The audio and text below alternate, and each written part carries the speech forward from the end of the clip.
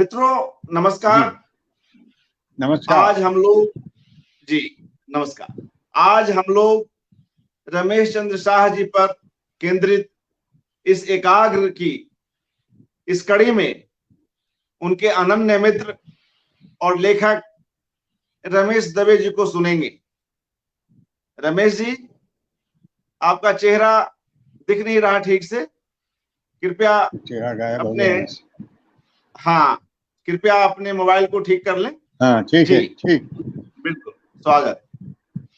मित्रों, रमेश चंद्र शाह पर एकाग्र की इस कड़ी में आप सभी का हार्दिक स्वागत है। आज हम लोग जी उनके धन्यवाद। मित्र और जाने माने लेखक रमेश दवे जी को सुनेंगे। रमेश दवे जी लंबे समय से जी रमेश चंद्र शाह जी के साहित्य पर अपना काम करते आए हैं, अपनी बात रखते आए हैं। आज इस अवसर पर उनको सुनना निश्चय ही एक सुखद अनुभव होगा। रमेश जी ने लगभग उनकी अधिकांश कृतियों को न सिर्फ पढ़ा है बल्कि उन पर गंभीरता पूर्वक चिंतन मनन भी किया है। ऐसे में आज रमेश दवे जी को हम इस मंच से सुनेंगे और उनकी बातों पर गौर करेंगे। जी रमेश जी, आप अपनी बात रखें और किस तरह से रमेश चंद्र शाह जी का सर्जक कर्म, सृजन धर्म आपको प्रभावित करता है, इस पर अपनी बात करें। रमेश दवे जी, स्वागत। ठीक, धन्यवाद आपको। मैं शुरू करता हूँ। रमेश चंद्र शाह से मेरे संबंध लगभग गत 40 वर्षों से, और उनके साथ जब भी साहित्यिक चर्चा होती है तो कोई न कोई ग्रंथ को लेकर के हम चर्चा करते हैं। उन्होंने लगभग 100 से अधिक ग्रंथों की रचना की है विभिन्न विधाओं में। ऐसी कोई विधा नहीं है मानी जा सकती हिंदी में जिसमें शाह साहब ने न लिखा हो। इतना विपुल साहित्य, इतना वैविध्य, और वैविध्य के साथ उतना ही उत्कृष्ट, ये बहुत कम देखा जाता है, न केवल हिंदी में बल्कि विश्व साहित्य। रमेश चंद्र शाह हमारे समय के एक ऐसे राइटर हैं। आजकल तो राइटर ही कहा जाता है, वो सर्जक वगैरह शब्द तो आजकल उत्तर आधुनिकता वालों ने बंद कर दिया यूज करना। तो शाह साहब एक ऐसे राइटर हैं जो प्रथमतः तो कवि हैं। उनके 10-11 किताबें कविता में, 8-10 किताबें कहानियों में, 11 उपन्यास, करीब 25-26 किताबें उनकी समालोचना आलोचना, कुछ निबंध, 7-8 किताबें निबंधों में। इसके अलावा अन्य विधाओं में जैसे संस्मरण, पत्र लेखन, यात्राव्रत, नाटक, ललित निबंध आदि ऐसी अनेक पुस्तकें उन्होंने लिखी। और सभी पुस्तकों की स्थिति यह है कि वे पठनीय भी रही और साथ साथ उन पर काम भी बहुत लोगों ने किया। मैं रमेश चंद्र शाह को प्रथमतः कवि मानता हूँ क्योंकि उनकी सेंसिबिलिटी, उनका समूचा अप्रोच, काव्यात्मक अप्रोच, और उन्होंने कवि, जैसा कि अक्सर हिंदी में क्या दूसरी भाषाओं में भी हमने देखा है, जो लेखक उभरते हैं वे प्रारंभ तो करते हैं कविता से और परिपक्व होते होते अनेक विधाओं से यात्रा करते करते अंततः निबंध या आलोचना में समा जाते हैं। शाह साहब ने ऐसा नहीं किया। उन्होंने कविता से तो प्रारंभ अवश्य किया, पर उसके बाद उन्होंने कहानियां लिखी, और ऐसी कहानियां जो कालजयी हो गई, जैसे गेट कीपर या मोहल्ले का रावण, आशा की कहानी, राम रिक बाबू। ये ऐसी कहानियां हैं जिनको किसी भी समय में पढ़ा जा सकता है और कहा जा सकता है ये उसी समय की कहानी है। इसी प्रकार कविताओं में उन्होंने कविता क्या रची, ऐसा लगता है जैसे सूक्त रचे हों। मैं उनके कुछ कविता के अंश सुनाता हूँ आपको सुनकर के बड़ा आनंद आएगा। जैसे वो कविता को सूत्र रूप में लिखते हैं। क्या है मेरे पास अपने शब्दों की सच्चाई को नापने के लिए, क्या है मेरे पास अपने शब्दों की सच्चाई को नापने के लिए, सृजन की पीड़ा का कोई पक्ष नहीं होता, जिंदा कविता सन्निपात का पुल है, छोटे छोटे झूठों वाली अपनी जिंदगी जीता रह सकूं, सब कुछ पछता नहीं, झूठ मुझसे निगला नहीं जाता, समय है हर चीज का इस सृष्टि में, इस चीज की अपनी, हर चीज की अपनी लय है, समय है हर चीज का। इस प्रकार उनकी कई कविताओं के, यदि पूरी कविताओं को पढ़े तो बहुत बड़ा समय लगेगा, लेकिन उनके पास शब्द बताओ तो कहना क्या है। अब शब्द से ये जो प्रश्न करते हैं, हम कविता में अक्सर अर्थ ढूंढते फिरते हैं।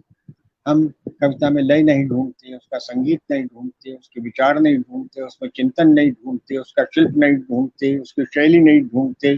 और कविता में, जैसा कि विटगेनस्टाइन कहता था, जो ऑस्ट्रिया का बहुत बड़ा दार्शनिक है, कि मैं कविता को कविता के शब्दों में नहीं सुनता, यहाँ तक कि ध्वनियों में भी नहीं सुनता, और यदि ध्वनियों में सुनता हूँ तो उन अंतर ध्वनियों में सुनता हूँ जो कविता के अर्थ के अंदर बहुत गहराई से मौजूद होती है। उन ध्वनियों की खोज कविता के अंतस्थल में जाकर मैं खोजता हूँ।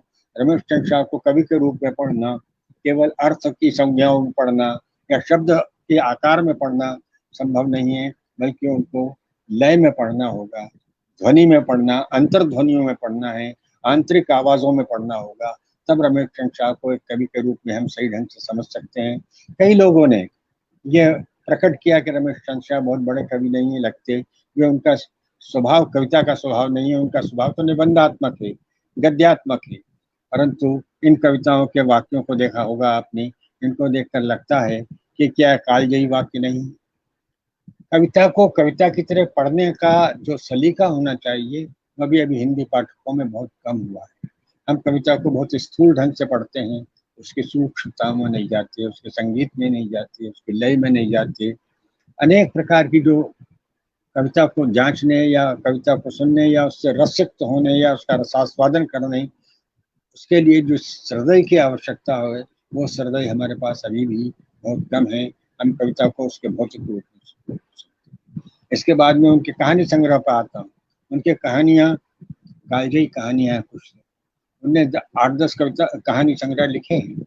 उन कहानी संग्रहों में रामरिक बाबू और मोहल्ले का रावण, तो जिसका नाटकीय रूपांतरण भी हो चुका और मंची भी है वो कहानी, और मंच पर खेली भी जा चुकी है। उनको अंकुर जी ने खेला भी है।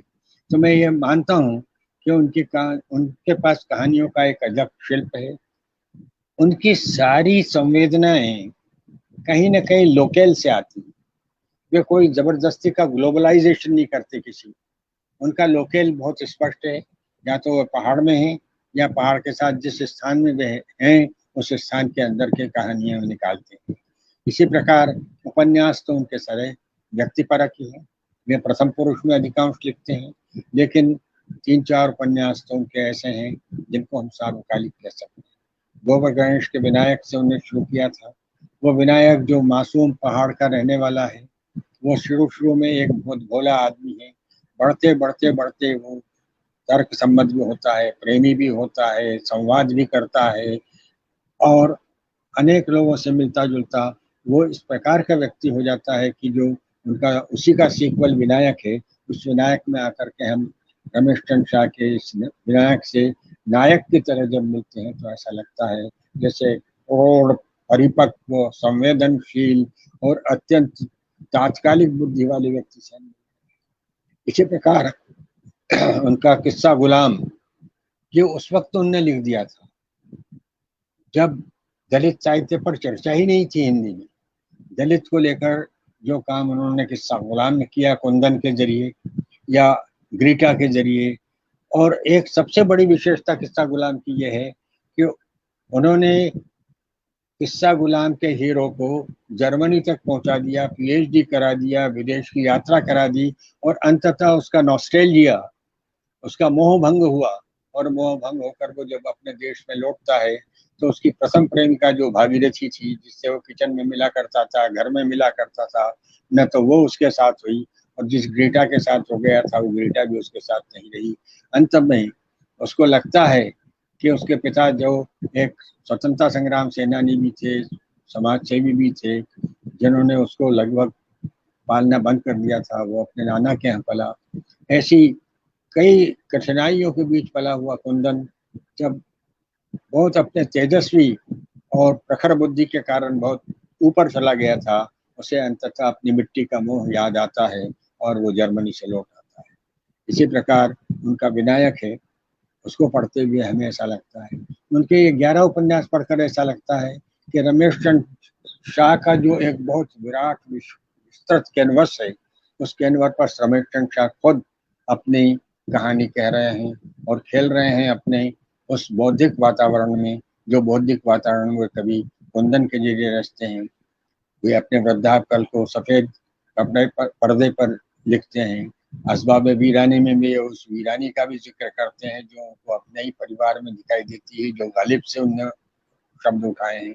ऐसी कई चीजें उनके अंदर हमें दिखाई देती है। हम ये एक बात माने कि रमेश शाह ने जो उपन्यास लिखे हैं उनमें 4 उपन्यास तो उनकी ऐसी कृतियां हैं जो सार्वकालिक हैं।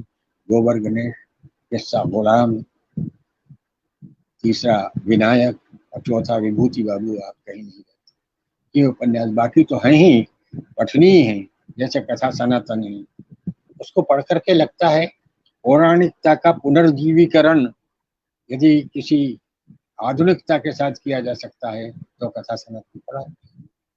सफेद पर्दे पढ़ करके लगता है कि उम्र के साथ मनुष्य की क्या क्या विसंगतियां होती है और विसंगतियों को हम जान सकते हैं।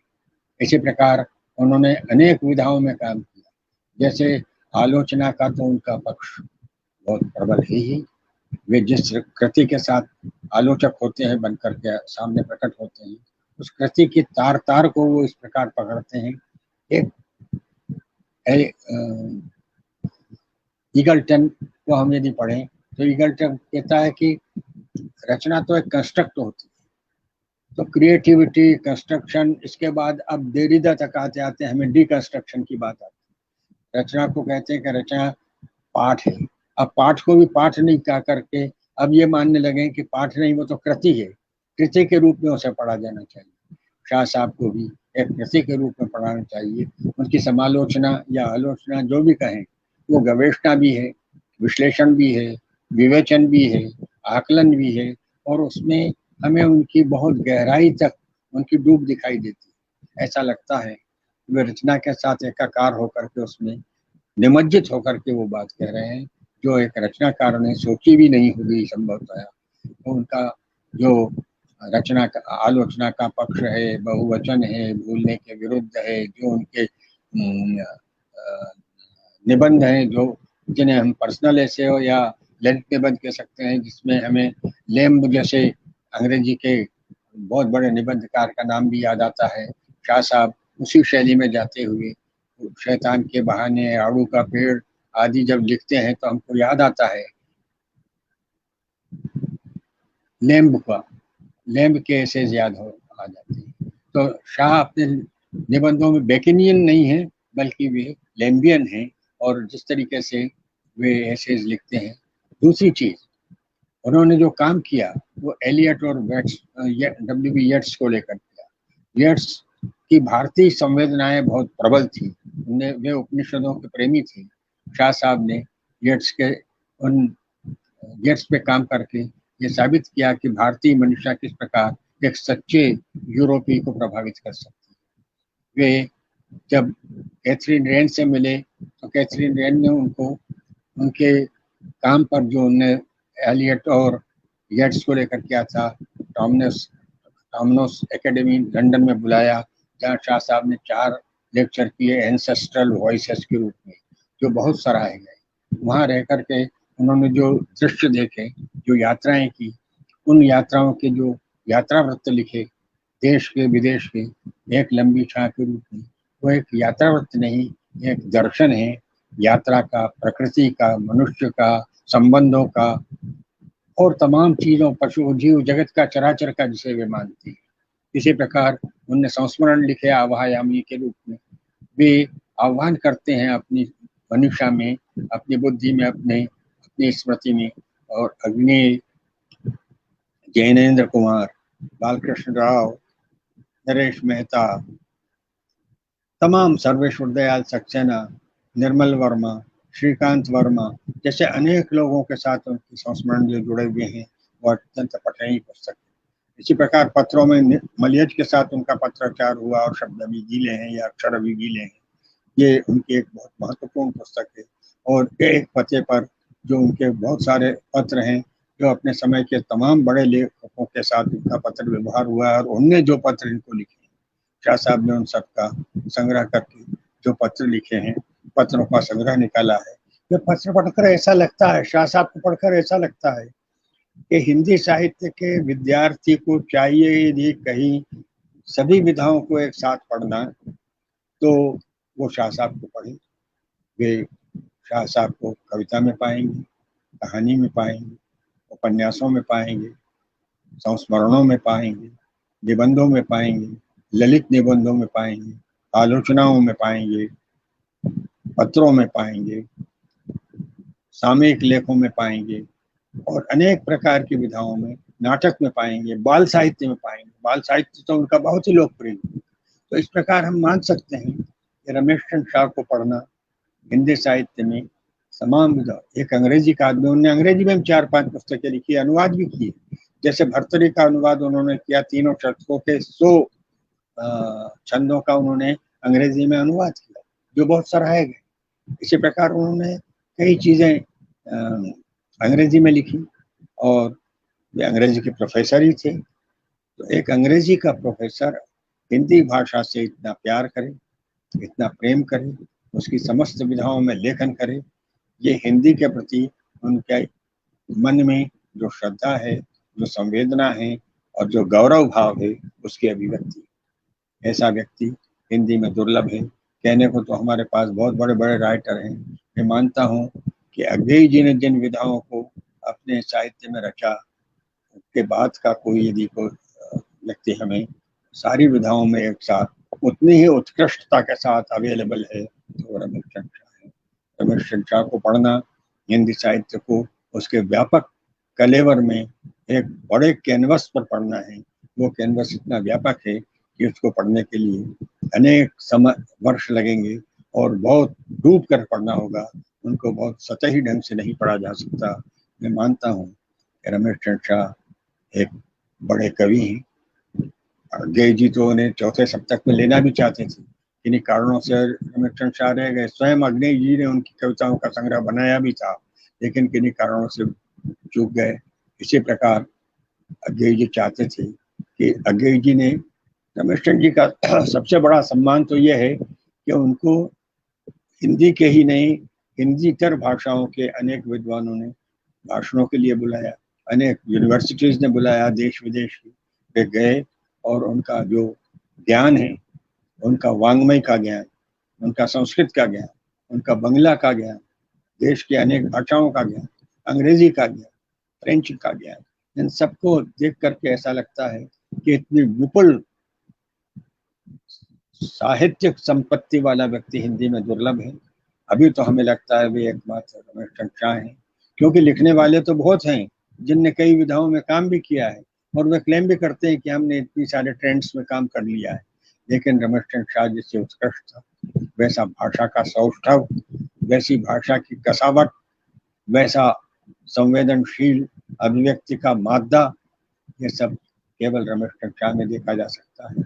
उनको देखकर, उनको पढ़कर ये लगता है कि रमेश चंद्र शाह से हम की प्रज्ञा से यदि हम बात कर रहे हैं, ऐसे व्यक्ति की प्रज्ञा से बात कर रहे हैं जो पोर पोर से बौद्धिक भी है, भारतीय संस्कृति के प्रति समर्पित भी है, हमारे देश की ग्रामीण से लेकर नागरिक सभ्यता तक के पोर पोर से परिचित है, और मनुष्य के प्रति संवेदनशीलता होने के साथ चराचर जगत के प्रति उनकी जो संवेदना है वो इतनी व्यापक है कि उस व्यापक संवेदना को पढ़ने के लिए उनकी कविता को पढ़ा जाए, कहानी को पढ़ा जाए, उपन्यासों को पढ़ा जाए, संस्मरणों को पढ़ा जाए, और तमाम समालोचनाओं को पढ़ा जाए, तब जाकर रमेश चंद्र शर्मा को, शाह को हम एक मुकम्मल राइटर की तरह समझ सकते हैं।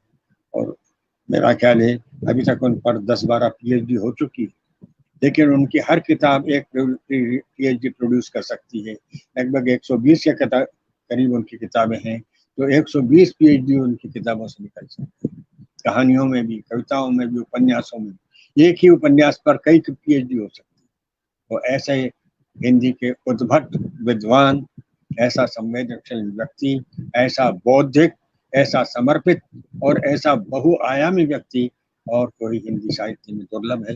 हिंदी तो क्या, मैं तो ये मानता हूँ किस्सा गुलाम जब मैंने पढ़ा, उसके बाद मैंने भालचंद नेमाड़े का हिंदू पढ़ा, तो हिंदू पढ़ करके मुझे ये लगा कि शाह साहब के किस्सा गुलाम का एक्सटेंशन है वो, चाहे वो दोनों अलग अलग है। वो कन्नड़ के लेखक हैं जो हिंदी में अनुवाद हुआ, ज्ञानपीठ भी मिला, और रमेश चंद्र शाह तो उससे 25 वर्ष पूर्व किस्सा गुलाम लिख चुके थे। तो इन संवेदनाओं को देखता हुए लगता है कि एक दूरदर्शी, एक बहुत ही बहुआयामी हिंदी का लेखक हमारे समय में मौजूद है। हम उनके प्रति श्रद्धान्वित हैं कि वे लिखते रहें और हिंदी को संपन्न करते रहें। समाप्त कर। जी जी रमेश जी, हमें सुन पा रहे हैं? हमारी आवाज आ रही है? हाँ जी, आ रही है जी। बहुत ही संक्षेप में मगर बहुत घनत्व के साथ आपने शाह जी के रचना कर्म पर अपनी बात रखी। विभिन्न विधाओं में उनके सृजन को रेखांकित किया। कोई और ऐसी बात जो उनसे जुड़ी आपको याद आ रही हो? आपने एक महत्वपूर्ण पुस्तक सृजन यात्रा रमेश चंद्र शाह का संपादन भी किया, वो हमने आप और विजय कुमार देव मिलकर। तो इस किताब, एक और पुस्तक मेरी आने को है, वैविध्य का वैभव, रमेश चंद्र शाह। जी जी जी, उसकी भी चर्चा हुई थी आपसे जब मैं भोपाल में आपसे मिला। तो और कुछ कृतियों पर बात करें और आप दोनों के संबंधों पर भी कुछ बातचीत कर सकते हैं, हमारे दर्शक मित्रगण और जो हमारे लेखक मित्रगण यहाँ हैं। जी, मैंने देखा है, हेलो जी मैंने जी, सुन देखा रहा है कि शाह साहब एक ऐसे व्यक्ति हैं जिनके संपर्क और संबंध बहुत व्यापक पैमाने पर हिंदी के और हिंदीतर अनुशासनों के अनेक व्यक्तियों से रहे। गोविंद चंद पांडे, मुकुंद लाट, यशदेव शल्य, विद्यानिवास जी मिश्र, बालकृष्ण राव, नरेश मेहता, धर्मवीर भारती, सर्वेश्वर दयाल सक्सेना, अज्ञेय, मुक्तिबोध, नेमिचंद जैन, ये सब व्यक्तियों के साथ उनके इतने घनिष्ठ संबंध रहे हैं। और सबसे बड़ी बात मैं ये देखता हूँ कि भोपाल में कितना भी बड़ा साहित्यकार हो, हिंदी का हो, अंग्रेजी का हो, यदि वो आता है तो सर्वप्रथम रमेश चंद्र शाह के बारे में जानकारी चाहता है और स्वयं होकर रमेश चंद्र शाह से मिलने के लिए आते हैं।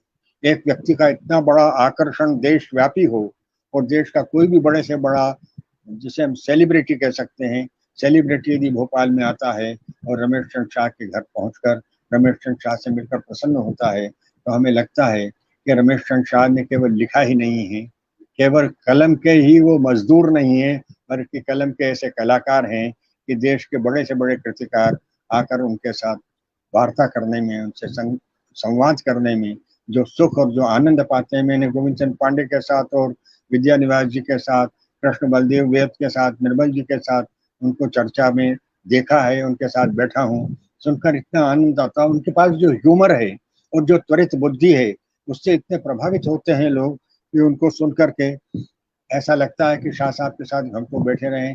कमलेश जी के साथ जब मैंने उनको बात करते देखा, तो कमलेश जी जैसा विद्वान यदि एक तरफ से अपनी सारी बातें कहता है, तो शाह दूसरी तरफ से उसी लाइन में इस तरीके से बात करते हैं जैसे शाह साहब के पास एक पूरी की पूरी गंगोत्री आ गई हो साहित्य की, और वो गंगोत्री बहने लगी हो। क्योंकि वो तो अल्मोड़ा के और पहाड़ के रहने वाले हैं, तो उनके साथ तो पहाड़ भी चलता है, उपवन वन भी चलते हैं, नदियां भी चलती हैं, और वे नदियों से समुद्र तक की जो यात्रा साहित्य में करते हैं वो इतनी गहन है, इतनी गंभीर है कि उसे पढ़कर और उनके संपर्कों को देखकर, सुनकर, और उनके बहुत सारे भाषणों को मैं सुनता हूँ। जब वे भाषण देने खड़े होते हैं तो लोग मंत्रमुग्ध होकर ये भूल जाते हैं कि रमेश चंद्र शाह कितना समय ले रहे हैं, और रमेश चंद्र शाह भी इतना डूब कर बोलते हैं कि वे भूल जाते हैं कि घड़ी का कांटा क्या कह रहा है। तो ऐसे व्यक्ति को सुनना, ऐसे व्यक्ति को पढ़ना, ये हिंदी के लिए एक बहुत बड़ी उपलब्धि है। मैं चाहूँगा कि नए नवयुवक हिंदी के ऐसे लोग जो हिंदी ही नहीं अंग्रेजी के साहित्यकार भी यहाँ तक कि उन्हें पढ़ें, क्योंकि उन्हें अंग्रेजी में भी लिखा है, हैदराबाद गए तो वहाँ हैदराबाद के इंग्लिश लैंग्वेज टीचिंग इंस्टीट्यूट ने उनको इनवाइट किया। हैदराबाद की यूनिवर्सिटी में, सेंट्रल यूनिवर्सिटी में रह करके उनने लेक्चर की, या अतिथि राइटर वहाँ रहे। ऐसे उन्होंने कई काम किए, कई सम्मानों से वो व्यास सम्मान उनको मिला है, मध्य प्रदेश का मैथिली शरण गुप्त सम्मान मिला है, कबीर सम्मान उन्हें मिलना चाहिए था जो आगे पीछे मिलेगा, ज्ञानपीठ मिलना चाहिए। तो ऐसी बहुत सारी उनकी रचनाएं हैं जो उनको वो रचनाओं को क्या जो सम्मान उन्हें देता है वो सम्मानित होता है खुद, क्योंकि रमेश चंद्र शाह जैसा हिंदी में एक दुर्लभ लेखक हमारे पास मौजूद है जिसे हिंदी वालों को जिस पर गर्व होना चाहिए। जी, आपने एक जगह रमेश जी शाह जी के लेखन पर यह बात कही है, मैं आपकी ही बात को यहाँ पर कोट कर रहा हूं। आपने एक जगह यह बात रखी कि भारतीयता की समूची लोक धर्मी और आलोक धर्मी परंपरा का वहन करके वे यानी रमेश चंद्र शाह किसी छद्म या सीमित राष्ट्रीयता का बाना नहीं पहनते, बल्कि अपने राष्ट्रीय पक्ष को अधिक मानवीय और अधिक वैश्विक बनाते हैं। ये तो मैंने सब कहा ही था अर्पण जी। मैं तो ये मानता हूँ कि वे मानवीय से भी ऊपर उठ गए हैं। अब उनकी जो प्रज्ञा है वो चराचरवादी हो गई, उनकी संवेदना है वो चराचरवादी हो गई। तो इसलिए वे कीट पतंग तक के प्रति भी अपनी संवेदना उसी प्रकार रखते हैं जैसे मानवीय संवेदना। तो इसलिए वे आलोक धर्मी परंपरा के प्रतिपालक तो हैं ही। वे वांग्मय के अंदर अपने को प्रविष्ट करके ऐसा लगता है जैसे भारतीय मनीषा का पुनर्उत्खनन कर रहे हों। तो ये तमाम चीजें उनके अंदर ऐसी रची बसी हैं कि शाह साहब को पढ़ना और समझना एक जटिल साधना की मांग भी करता है। जी, हमारे लेखक और भावक मित्रगण यह भी जानना चाहते हैं कि आप दोनों की जो यह मित्रता है, सुदीर्घ मित्रता है, आस पड़ोस में लंबे समय से रह भी रहे हैं, तो बिल्कुल शुरुआत के दिनों में आप दोनों की भेंट की क्या स्थिति रही और उसका कैसा परिवेश रहा, उस समय की क्या कुछ चीजें याद हो तो शेयर करें, अच्छा लगेगा। अर्पण जी, मैं गत 25-30 वर्षों से उनके घर लगातार कई संध्याओं में बैठा हूँ। जब ज्योत्सना जी जीवित थी तब उनके साथ भी और उनके पूरे परिवार की भी। शाह साहब के घर जाकर कभी हमारे चर्चा किसी व्यक्ति को लेकर नहीं हुई, या तो रचनाकार को लेकर हुई या रचना को लेकर हुई, या उनने जो नया लिखा वो हमें पढ़कर सुनाया हो, या हमने जो लिखा है वो हमने उनको पढ़कर सुनाया। तो एक साधना जीवी व्यक्ति ही आलोक जीवी हो सकता है। वो जो स्वयं को पढ़वाना चाहता है वो दूसरों को भी कितना पढ़ता है ये उनसे सीखा जाना चाहिए। मैं जब भी उनके घर जाता था, यार रमेश जी आज ऐसा करते हैं किसी नए कवि को पढ़ा जाए।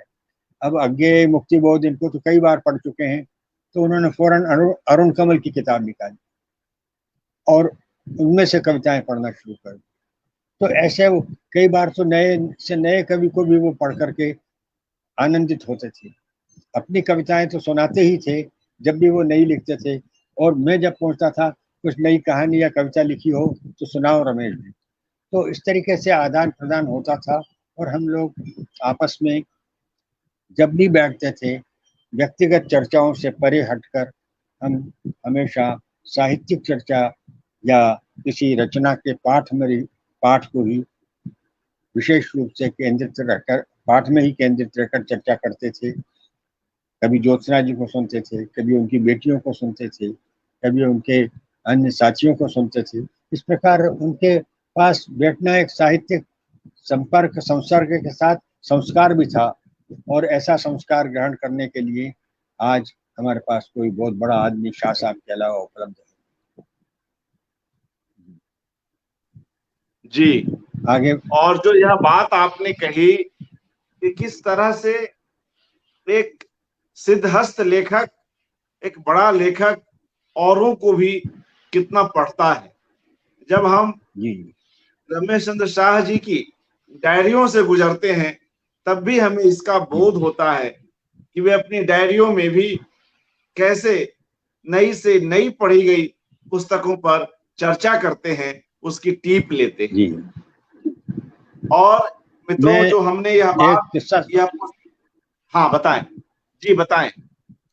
लखनऊ में जब भारत भारती पुरस्कार उनको मिला, लखनऊ से हिंदी, जो वहाँ का हिंदी संस्थान है, तो जब शाह साहब लेक्चर देने खड़े हुए तो वहाँ के उपाध्यक्ष ने एक ही वाक्य कहा कि हम हिंदी के इस समय के सबसे बड़े लेखक को सुन रहे हैं और यह हमारा सौभाग्य है कि हिंदी का इतना बड़ा गौरवशाली लेखक हम सबके बीच में आज खड़ा होकर के हमको संबोधित कर रहा है।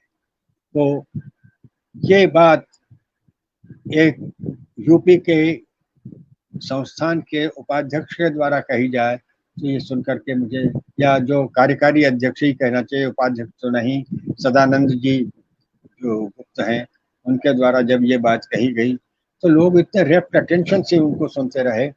और शाह साहब ने 1-1.5 घंटे का जो मंत्र मुग्ध कर देने वाला भाषण दिया, उसको सुनकर के कई लोगों की स्मृति में आज भी ताज़ा है, और मेरी स्मृति में बार बार शाह साहब का वो भाषण आज भी कई बार याद आ जाता है। और मैं सोचने लगता हूँ कि इतने प्रगल्भ व्यक्ति को सुनकर, इतने प्रखर व्यक्ति को, इतने तेजस्वी आभा के व्यक्ति को सुनकर, अब गीता पर बात कर लो, गीता के अध्याय उन्हें याद है।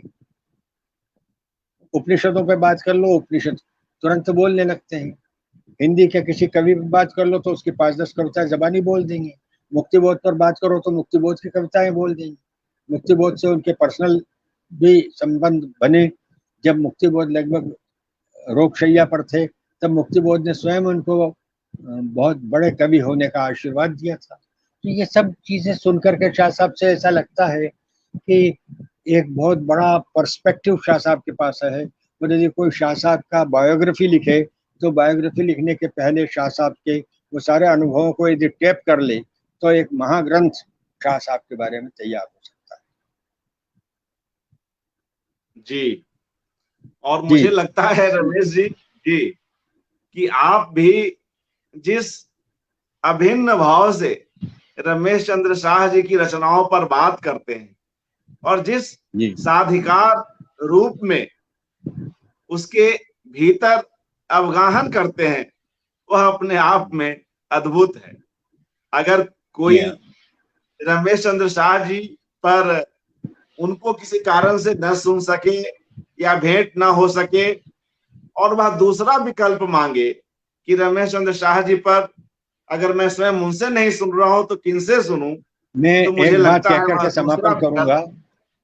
हाँ, रमेश दबे स्वयं हम जिस होंगे। समय में रह जी रहे रमेश। हैं वो समय संघर्ष का समय है, अनेक प्रकार की यंत्रणाओं और यातनाओं का समय, अनेक विरोधाभासों का समय।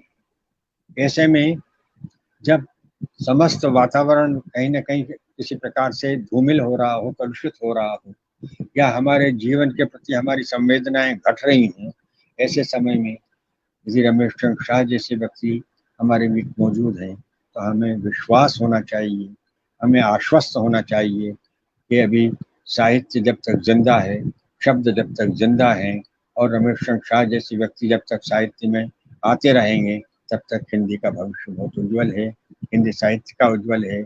और आने वाली पीढ़ी को जब मैं देखता हूँ, कई ऐसे नवयुवक हैं, प्रौढ़ हैं, जो शाह साहब को पढ़ते भी हैं और अन्य साहित्य भी पढ़ते हैं, उनमें मुझे जो संभावनाएं नजर आती हैं उनको देखकर मुझे लगता है कि शाह साहब का होना उनके लिए एक बड़ी प्रेरणा है। शुक्रिया रमेश जी, आपने समय निकाला और अपनी बात रखी। और मैं आपको याद दिला दूं कि इसी पुस्तक में आपने एक लंबी छाह उनके यात्रा संस्मरण पर भी एक बेहद सार्थक, बेहद अर्थप्रवण आलेख लिखा था। एक लंबी छाह, पश्चिम में पूरब की यात्रा। तो उससे जुड़ी कुछ बात करना चाहें उनके यात्रा संस्मरणों पर, देश देशांतर या एक लंबी छां जिस पर आपने लिखा भी? अब ऐसा है अर्पण जी, अब मेरी उम्र 86-87 साल की हो गई, तो कई चीजें याद नहीं रहती मुझे, लेकिन फिर भी अभी शाह साहब तो कह रहे थे कि उस किताब को रिवाइज कर दिया जाए और बहुत सारी नई चीजें आई हैं वो जोड़ दी जाएं, पर अब मेरे पास भी उम्र के साथ उतना समय नहीं है, और जो उस समय के प्रकाशक थे हिंदी भवन के पंत जी, वो भी जरा बहुत अभी मेरी उम्र के वो भी हैं, उनके पास भी उतनी ताकत नहीं बची है, और उनके यहाँ ऐसा कोई व्यक्ति भी नहीं है जो इस काम को कर सके। तो फिर भी कोशिश करते हैं कि उस किताब का एक संस्करण और भी समृद्ध होकर के आगे आए। जी, अच्छा रहेगा।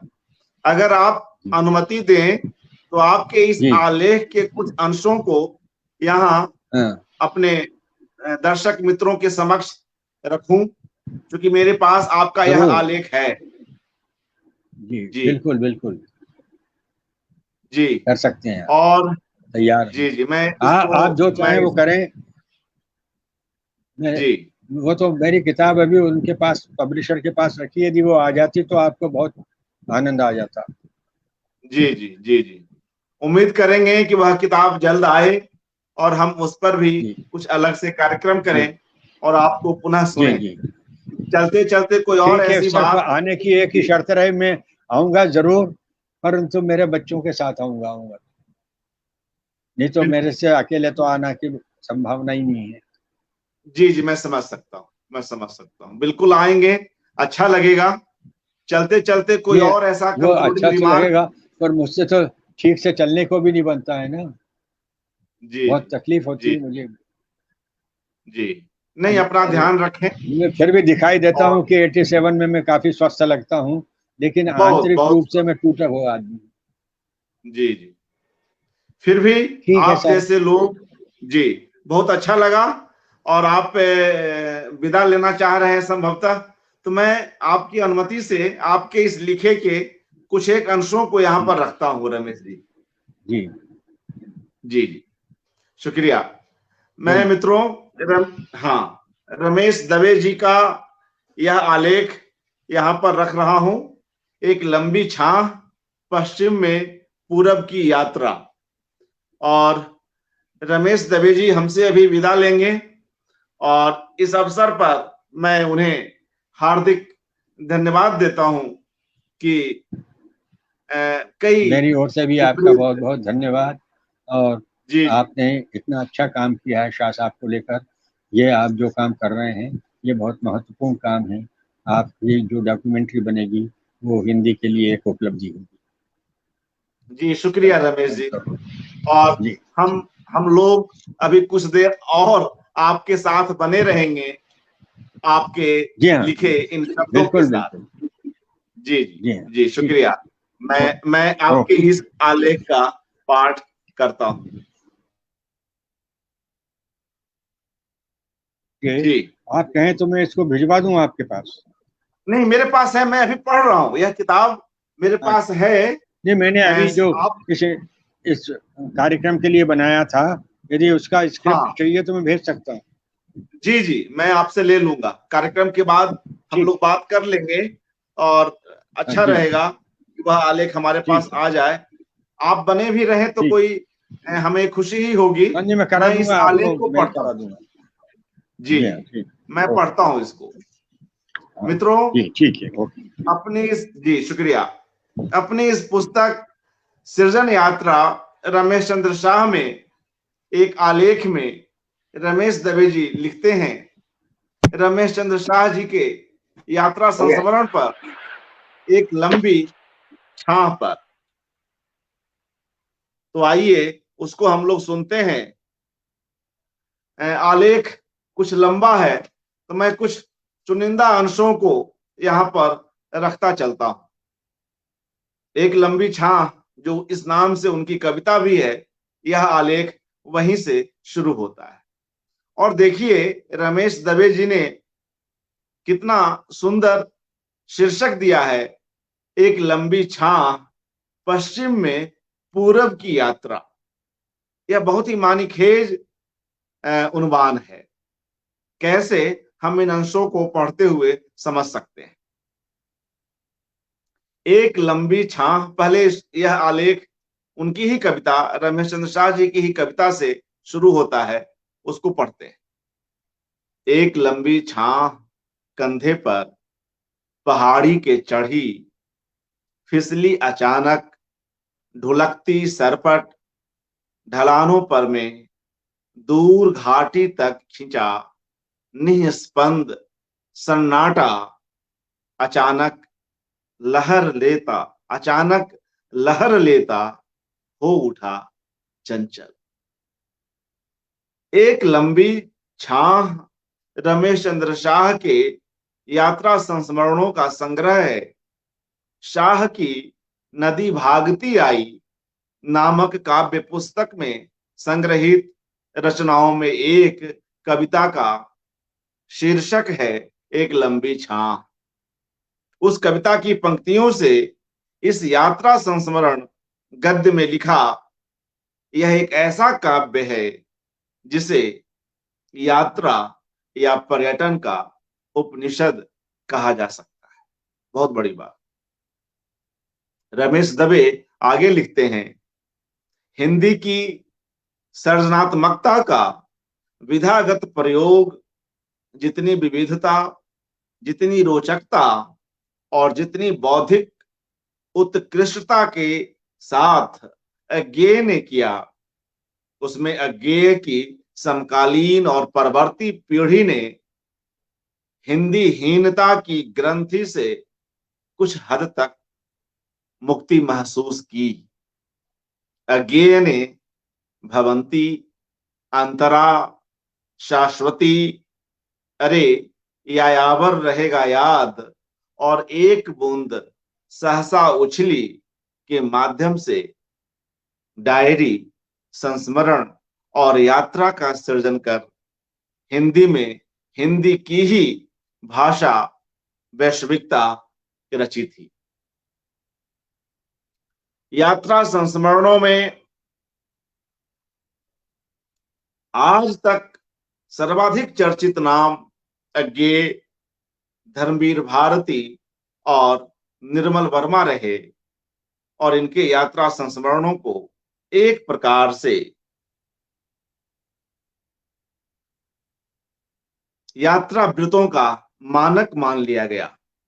अज्ञेय की एक बूंद सहसा उछली के बाद निर्मल वर्मा की चिड़ों पर चांदनी और हर बारिश में, ये दो ऐसी पुस्तकें हैं जिन्हें यात्रा संस्मरणों के रूप में सर्वाधिक पढ़ा और सराहा गया। रमेश दबे जी आगे लिखते हैं, भारत और पश्चिम दो अपने अपने ढंग की दार्शनिक विभक्तियां हैं। पश्चिम यदि पर्यटन मार्गी है तो भारत प्रवाह मार्गी। भारत स्वयं जाता कम और बुलाता अधिक है। एक आलोचक की भाषा देखिए, भारत स्वयं जाता कम और बुलाता अधिक है, पश्चिम स्वयं जाता अधिक और बुलाता कम है। इस गहरे दार्शनिक अंतर के कारण भारत तपस्या और साधना की भूमि का भक्त है और पश्चिम घोर घुमंतुपन का। भारत ने वेद, उपनिषद, पुराण, इतिहास, काव्य सब कुछ प्रकृति के साथ बैठकर लिखे और पश्चिम ने जो लिखा वह प्रकृति के पास या दूर जाकर लिखा। आलोचक के अपने मत हैं, आगे पढ़ता हूं। अपवाद हो सकते हैं किंतु दोनों के साधना तत्व समान कभी नहीं रहे। साधना तत्वों में निहित ऊर्जा लगभग समान रही। यहां लिखा हमने, पढ़ा उन्होंने, रचा हमने और खोजा उन्होंने, स्थापना हमने दी और व्याख्या, विवेचन और विश्लेषण की वस्तुनिष्ठता उन्होंने रची। दो दर्शन भूमियों की इसी जिज्ञासु प्रकृति से उपजी है रमेश चंद्र शाह की यात्रा संस्मरण पुस्तक एक लंबी छां। कल भी हमने चर्चा की थी कि हम इस संस्मरण पर कुछ बात यहां पर रखना चाहेंगे। किसी भी लिखे का कोई महत्वपूर्ण आलेख कभी भी प्रासंगिक हो उठता है, और कभी भी हम उसे पढ़ते हैं तो उसका अपना एक खास प्रसंग, उसका एक खास महत्व आ ही आ ही जाता है। रमेश दवे आगे लिख रहे हैं, एक लंबी छाह को मात्र यात्रा संस्मरण कहकर भी सीमित नहीं किया जा सकता।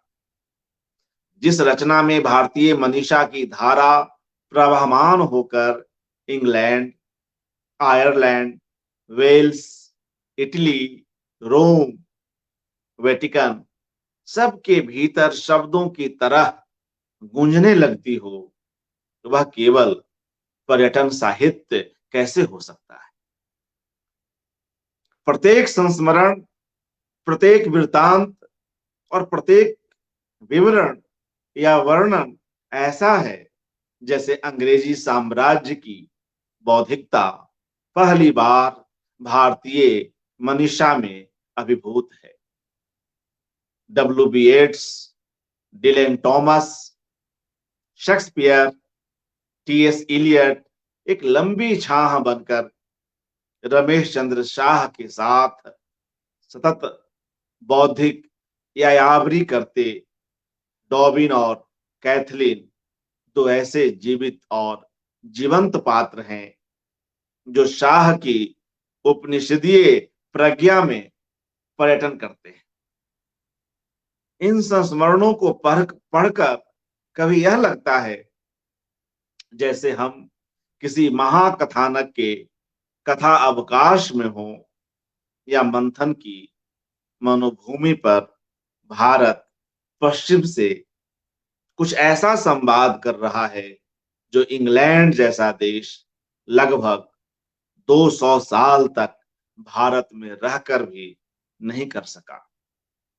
हम अपने अंदर का राजनीतिक और आर्थिक साम्राज्य जब स्वयं विसर्जित कर देते हैं, तभी जाकर ज्ञान, दर्शन और विचार के एक सार्वभौम साम्राज्य का उदय होता है, और तब कोई देश देश न रहकर भूमि हो जाता है। रमेश चंद्र शाह ने अपने इन संस्मरणों में इंग्लैंड और उससे जुड़े यूनाइटेड किंगडम के अन्य पड़ोसियों और देशों को इसी भूमि प्रज्ञा से न केवल छुआ है बल्कि उसका एहसास भी कराया है।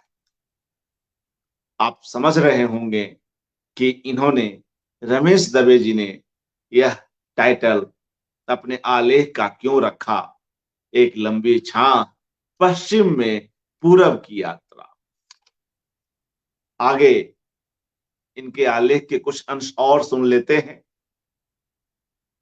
रमेश दवे लिखते हैं, रमेश चंद्र शाह के यात्रा संस्मरणों में इंग्लैंड किसी साम्राज्य की स्मृति की तरह न होकर आधुनिक सभ्यता और उसकी जद्दोजहद के बीच सांस्कृतिक बना देश है।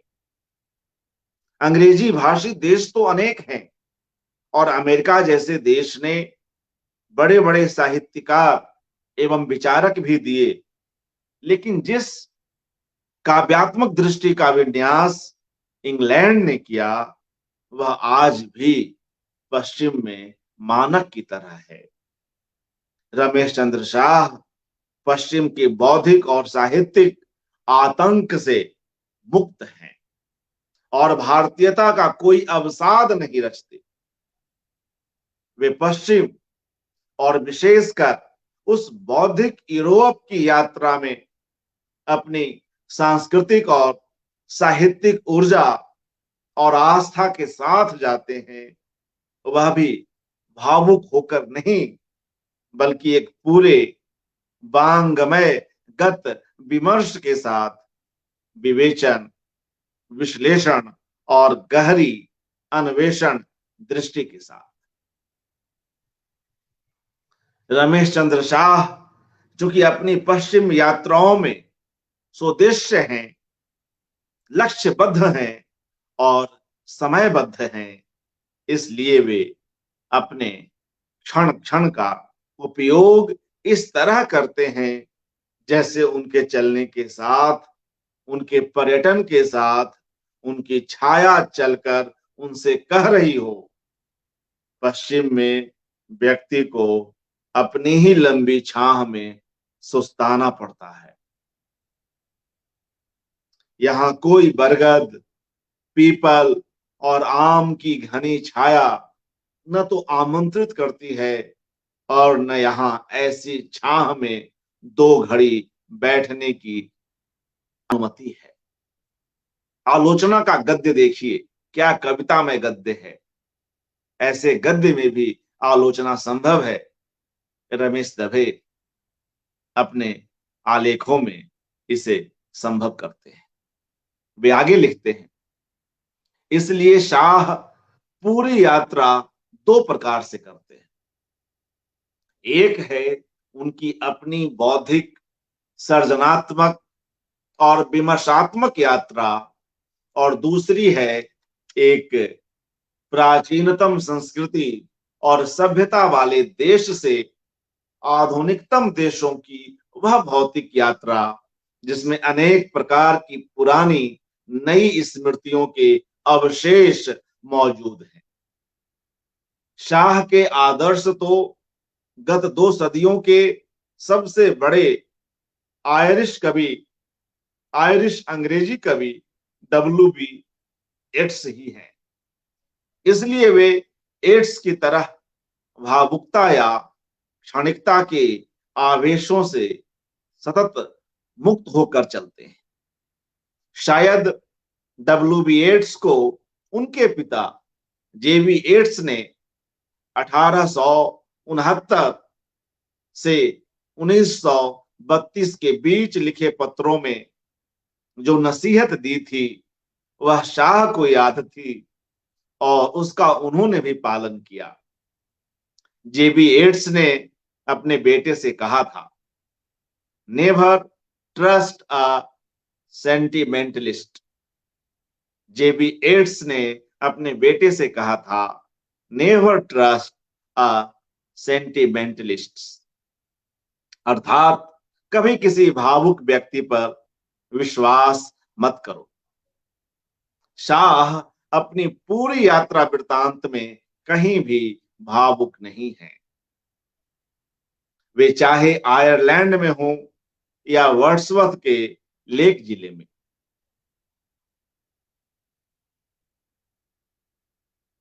उनकी स्मृति में पूरा अंग्रेजी साहित्य और उनकी मोहक छवि किसी थिएटर के जरिए तो कभी डोरोथी और उन पहाड़ियों के जरिए जहां से डोरोथी गुजरती थी, या जहां से वर्ड्सवर्थ किसी सॉलिटरी रीपर को निहार कर अंदर ही अंदर गूंज उठते थे, द्युतिमान होती रहती है। उनमें कभी W.B. येट्स में गीतांजलि तो कभी T.S. इलियट में गीता की अनुगूंज भी सुनाई देती है। मगर शाह फिर भी निर्भावुक और अविचलित हैं, क्योंकि वे यूरोप में केवल यात्रा पर नहीं हैं, बल्कि साथ है उनके सांस्कृतिक और साहित्यिक मिशन, जिसके जरिए वे पश्चिम को भारतीय वांग्मय से एक प्रकार का सर्जनात्मक साक्षात्कार कराना चाहते हैं। आगे लिखते हैं रमेश दवे जी, संभव है यह अतिशयोक्ति सी लगे और शाह स्वयं स्टीफेन स्पेंडर की विचार प्रज्ञा के वाहक भी नहीं है, मगर शाह के संस्मरण पढ़ते हुए स्पेंडर के बारे में जो कहा गया है वैसा ही कुछ शाह को लेकर भी लगता है। स्पेंडर कुछ लोगों की निगाह में बहुत अधिक और कुछ की निगाह में बहुत कम कवि था, लेकिन अपने जीवन के अंतिम क्षण तक पहुंचकर यह मान लिया गया कि 30 के दशक की W.H. ऑडेन की पीढ़ी में स्पेंडर ही एकमात्र ऐसे सर्जक थे जिन्हें इंग्लैंड का सर्वश्रेष्ठ ज्ञानी और विद्वान व्यक्ति मान लिया गया था। उन्होंने संस्मरण, कथा साहित्य, डायरी, आलोचना, कविता, संपादन और सामाजिक टिप्पणियों आदि के माध्यम से जितना बहुवचनीय सर्जन किया, उतना 30 के दशक की पीढ़ी में किसी ने नहीं किया, और इसलिए वे यदि ऑडेन के अंतिम वारिस मान लिए गए तो इसमें कोई अतिशयोक्ति नहीं। कुछ लोग रुष्ट हो सकते हैं, किंतु अज्ञेय के बाद अज्ञेय की परंपरा में उतनी ही विधाओं के साथ शाह ने जो उत्कर्ष या उन्मेष हासिल किया है वह स्पेंडर की तरह ही है। तो इसे एक प्रकार का काव्य न्याय ही कहा जाएगा, अतिशय भावुक निष्कर्ष नहीं। आगे लिखते हैं रमेश दवे। रमेश चंद्र शाह इंग्लैंड में लंदन से यात्रा आरंभ करते हैं और एड्स ही उनकी इस यात्रा को कॉल द म्यूजेस होम के मंत्र वाक्य से प्रस्थान देते हैं। जो व्यक्ति कॉल द म्यूजेस होम के साथ यात्रा पर हो, उसकी यात्रा भौतिक या भौगोलिक यात्रा कैसे हो सकती है? वह तो हर क्षण म्यूजेस के साथ है। कला, साहित्य, संस्कृति, सभ्यता, इतिहास, पुरातत्व और पश्चिमी पराकाष्ठा का आधुनिक मनुष्य, सब कुछ उनके साथ है।